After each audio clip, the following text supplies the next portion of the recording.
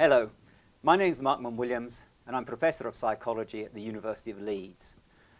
One of my research areas is the topic of perception, and this is one of 4 podcasts talking about perception and talking about the importance of vision to humans.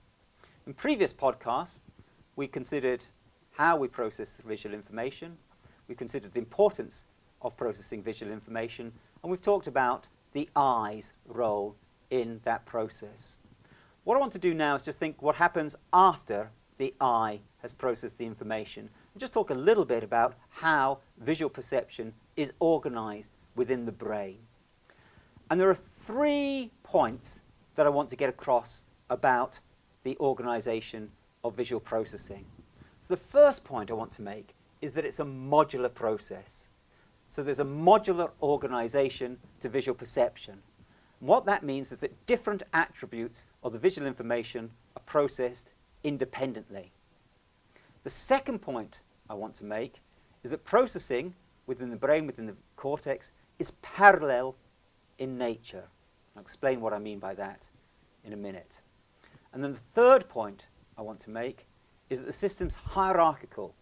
What that means is that different modules can represent different levels of analysis. So 3 things to remember about the processing of visual information. It's modular, it's parallel, and it's hierarchical.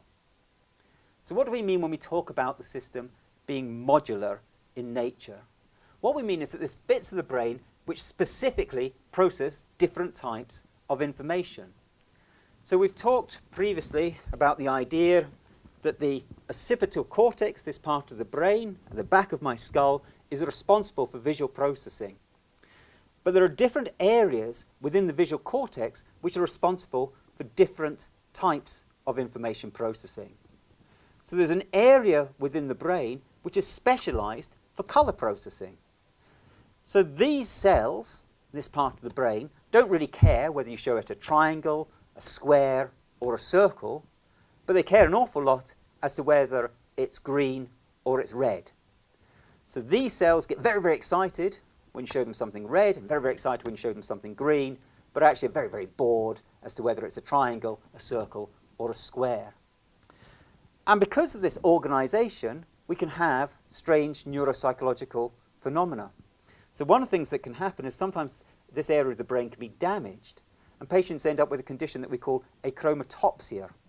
And what that means is that the patients can't see colors. They see the world in black and white. And it's because they've had damage to this area of the brain which very specifically processes color information. That's what it specializes in. So that just illustrates the modular nature of visual processing. There are different parts of the brain responsible for processing different types of information. So the brain is modular in organization with regard to visual processing. The second point that we made is that processing within the cortex is parallel in nature. So what does this mean? What it means is that the system doesn't wait for one part of the brain to finish its processing before the next part starts. What it means is that different parts of the brain, different modules, will process the information simultaneously. And we can demonstrate this using a phenomenon known as pop-out. So what I'm going to do now is show you a series of shapes. So a series of gold squares, and in amongst all those gold squares, I should say gold rectangles, in amongst all those gold rectangles will be an ellipsoid target. And what I want you to do is just look at these shapes until you can spot the target. So let me show you the shapes, and as soon as you see the target, perhaps you can put your hand up. So 1, 2, 3. So if you just have a search round now until you can see the ellipsoid shape. Have you got it yet? Okay, so I think most people will have found it now. That was quite a difficult task. Of course, the reason it's quite difficult is because the two shapes are very, very similar and they're the same color. But let's have a look at the phenomenon known as pop-out.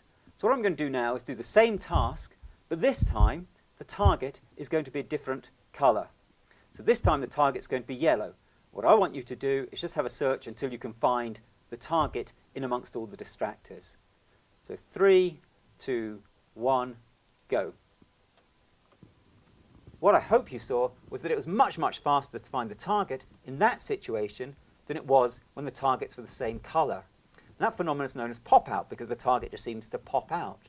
And the reason it pops out is because the part of the brain responsible for processing colour gets on with its job and quickly identifies the odd one out. And in the previous example, when they're all the same colour, that part of the brain can't help. So pop-out illustrates the parallel nature of this modular processing. And then the final aspect is the idea that the processing is hierarchical. And what that means is that there are increasingly more complex representations that the brain uses to tell it about the world. So at a fairly low level, the system might just be worried whether something's a triangle, a square, or a circle. But as the brain processes the information at ever higher levels, so we start to worry more about whether it's a face, or whether it's a piece of fruit, or if it is a face, who the face belongs to. So the idea is that the information processing becomes more and more complex the further the information flows through the system. So there are three aspects to visual processing. It's modular in nature, it's parallel in nature, and it's hierarchical in nature. And I just want to talk now about some neuropsychological conditions that just illustrate this sort of general point. There are two neuropsychological conditions that I'd like to talk about. One of those conditions is called optic ataxia. And in optic ataxia, there's damage to what we call the dorsal stream of visual processing. So information flows into the visual cortex, and the information then flows into higher levels of the brain. So some information flows down what we call the ventral stream to inferior temporal cortex, the area of the brain which is responsible for recognizing objects. And other information flows along what we call the dorsal stream, along the parietal regions of the brain, and this flows into the areas of the brain that are responsible for helping us interact with the world, helping us interact with objects within our environment. Now, damage can happen to these two different streams. So let's talk first of all about a condition called visual form agnosia.